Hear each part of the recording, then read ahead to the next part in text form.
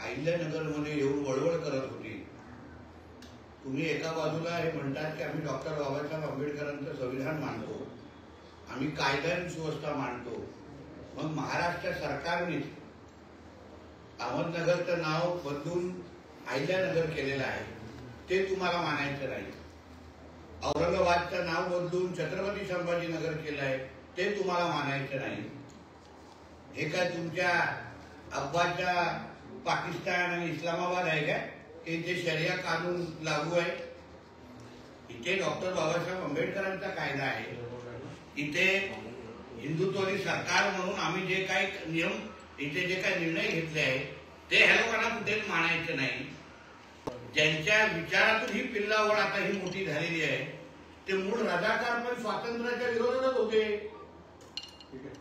आणि म्हणून आमच्या भूमीमध्ये येऊन तुम्ही जास्त अगर वळवळ करत असाल ना, तर तुम्हा लोकांना पण किती सभा घ्यायला द्यायच्या हे पण सरकार म्हणून आम्हाला विचार करायला लागेल. कारण का नितेश राणे असो, संग्राम जगताप असो, आम्ही काही व्यक्ती नाही, आम्ही हिंदू समाजाचे प्रतिनिधी म्हणून आम्ही तिथे बोलतोय, हिंदुत्वाचा मुद्दा घेऊन तिथे बोलतोय. तुम्ही नितेश राणेला शिवाय देत नाहीये, तुम्ही हिंदू समाजाला तिथे धमकवण्याचा प्रयत्न करताय, ताकद दाखवण्याचा प्रयत्न करताय. म्हणून या हिरव्या सापांच्या जे काय वळवळ काय झाली MIMच्या नावाने, इथे ह्या राज्यामध्ये हिंदुत्वादी विचाराचं सरकार आहे. तुम्हाला आमच्या राज्यात येऊन वातावरण खराब करायचं असेल तर मग पुढे सरकार म्हणून तुमच्या सभा व्हायला द्यायच्या का याचा आम्हाला विचार करायला लागेल. सर, या भाषणात त्यांनी काही चिथावणीखोर विधानं केली. ते म्हणतात की आय लव्ह मोहम्मद म्हणणाऱ्यांनी आता त्याप्रमाणे वर्तन करायला हवं. त्यांच्या नबीबद्दल, मोहम्मद पैगंबरांबद्दल बोललो त्यांनाच होतं, यांच्या कुराणबद्दल बोललो त्यांनाच होतं. मग ह्याच महाराष्ट्रामध्ये ह्याच हिरव्या पिल्लावळांची जिहादी मानसिकतेचे काही जे हिरवे साप जे वळवतात ते आमच्या देवी मातेचा हात तोडतात, आमच्या मिरवणुकीवर दगड मारतात. तेव्हा हे लोकांना, तेव्हा मग आम्ही हिंदू समाज म्हणून आम्ही गप्प बसायचं? त्या लोकांना बोलता येत नाही, सर्व धर्म स्वभाव आहे ना. मग तुमच्या नबीबद्दल, तुमच्या मोहम्मद पैगंबरांबद्दल तुम्ही कोणी सगळीकडे जी काही जोर जबरदस्ती केली जाते राज्यामध्ये, ते सगळीकडे आय लव्ह मोहम्मदचे बॅनर लावा आणि त्याला अगर तुम्ही खालती अगर धमकवत, त्याच्या नावाने अगर धमकवत असाल ना, तर चिंता करू नका. राज्यामध्ये हिंदुत्वादी विचाराचं सरकार आहे, देवाभाऊ राज्याचे मुख्यमंत्री आहेत.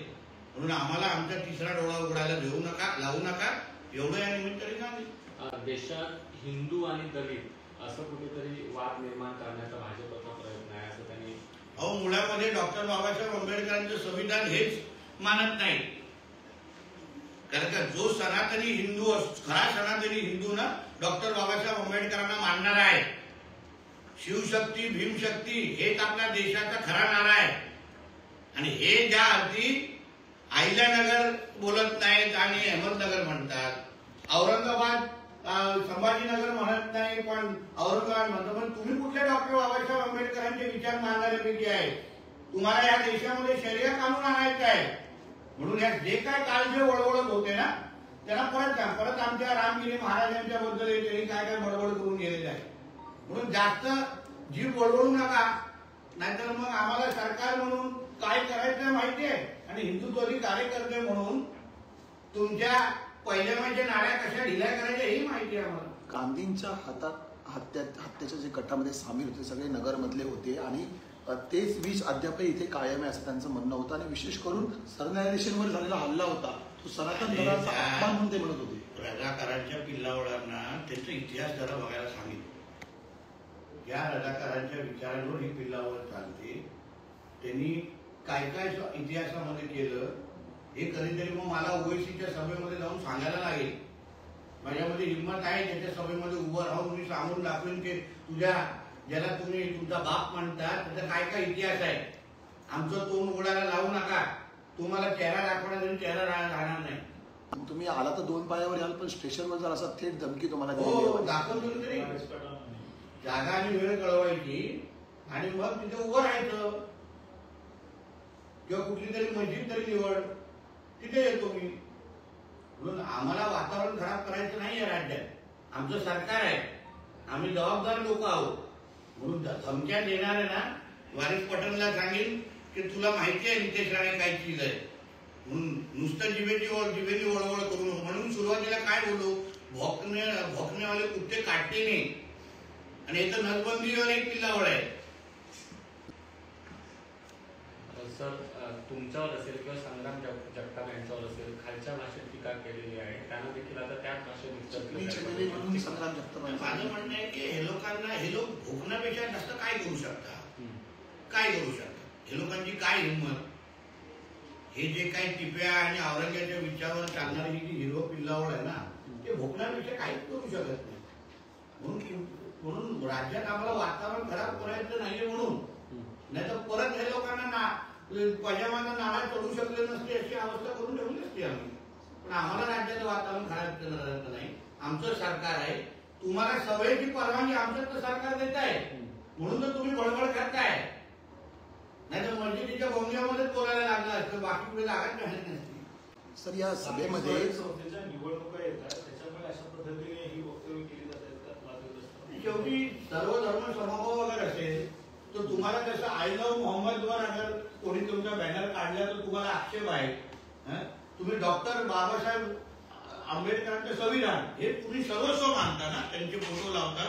मग जेव्हा देवीची मूर्तीची कोणी विटंबना केली इथे ह्या चेंबूर मानपूरला, तेव्हा हे एमानच्या लोकांनी निषेध का नोंदवला नाही, का अबू आझमीने येऊन नोंदवला नाही. मग तुम्हाला आमच्या देशामध्ये राहून वेगळा तुम्हाला कानून इथे शरिया कानून आणायचं आहे. इथे तुम्हाला आमच्या सरकारने दिलेलं छत्रपती संभाजीनगर, अहिल्यानगर हे मानायचं नाही आणि तुम्ही आम्हा लोकांना धमक्या देत बसतात.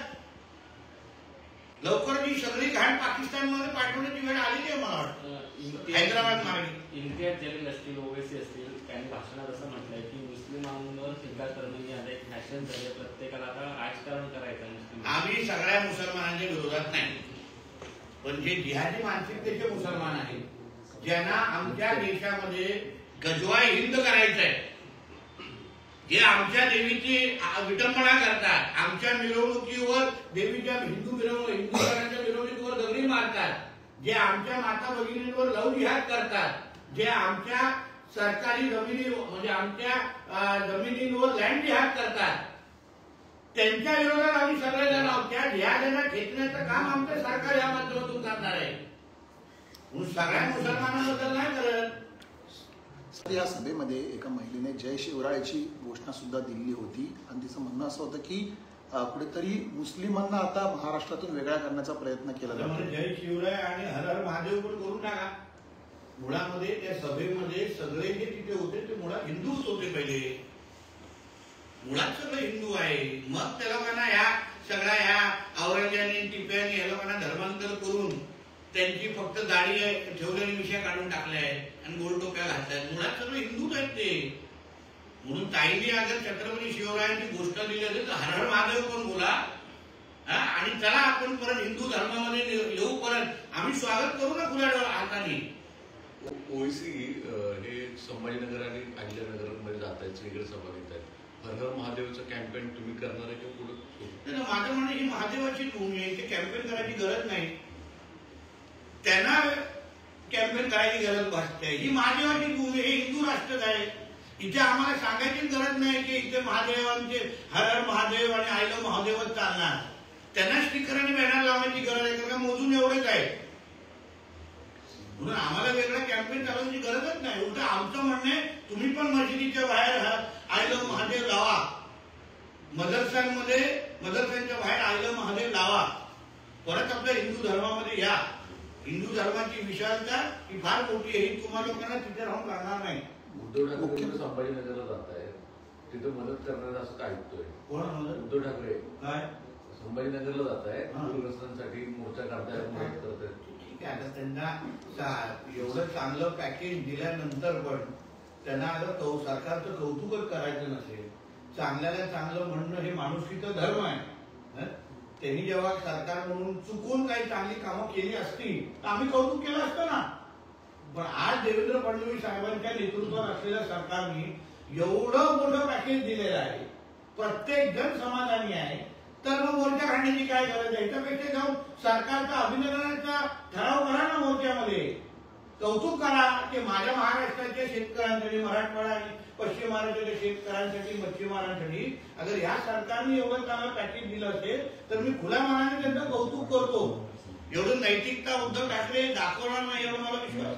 ओवेसी याच मुद्द्याला घेऊन फडणवीसांवर टीका केली त्यांनी की ते पंतप्रधानांसारखेच फेकाफेकीचे आकडे टाकतायत. 31,000 कोटीचं ते पॅकेज सांगतात, मात्र 10,000 कोटी तर एनडीआरएफ मधून. हा पण तर रजाकारांनी फेकलेला तुकडा आहे, हा काय वेगळा आहे का? कोण कोणाचा अफवा आहे ना माहिती आहे का? आमच्या फडणवीसांवर आमच्या नरेंद्र मोदी साहेबांवर बोलण्यापेक्षा तुम्ही कोणाचे फेकलेले आहेत तुकडे ते पहिले शोधा, बर्थ सर्टिफिकेट बघा आणि मग आमच्यावर बोला. ते पण म्हणतात कर्जमाफी करण्यात आणि ओला दुष्काळाची घोषणा करावी, कारण विरोधी पक्षात असताना फडणवीसांनी मागणी केली.